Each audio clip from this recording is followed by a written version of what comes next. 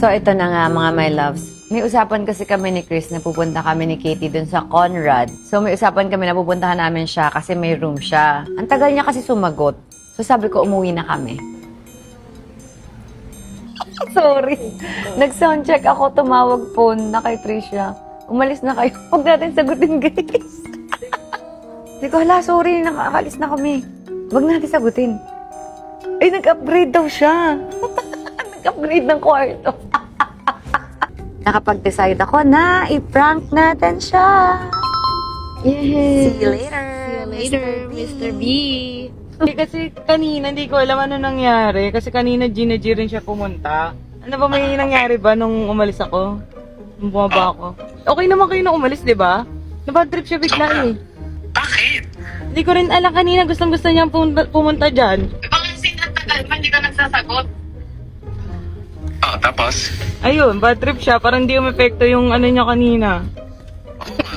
Parang kailangan pa niya mga 3 sessions in 1 day. Sige na sir, sige na. Okay, sige, sige. Sabi, are you okay? Sabi ko, bakit? Nasa soundcheck ako, syempre, inayos ko yung mic ko. Eh sana, since alam naman nila na kasama ka, bakit ginawa na? Pero baka hindi mo din narinig kasi iniingay dun, di ba? Hindi ko naman din alam yung room number. Wala pa, hindi pa nga ako napunta ng room. Kasi she said, anong room mo? Hindi ako nasagot. And then when I said, ay sorry, hindi pa ako napasok, so umuwi na kami ng restaurant. What happened, Bella? Nag-red... Dapat talaga dito.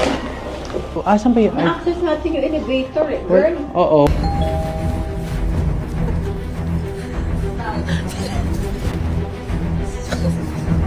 Ito na lang tayo.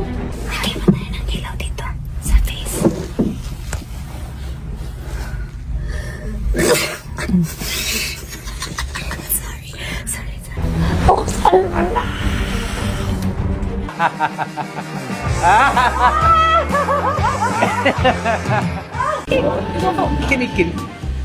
Ba't ka kinikilig? Kaya ako, kinikilig yung mga lalaki. Tanggal angas. Pagkala na sa floating. Ay, I don't do that. message. I don't do that. Habang nasa kwarto sila ngayon. Oh, no, just thanks for coming, guys. You know, I love the support. It means a lot to me. That you guys are here. 2. 1. 1, 2. Pinatid ko lang si Katie.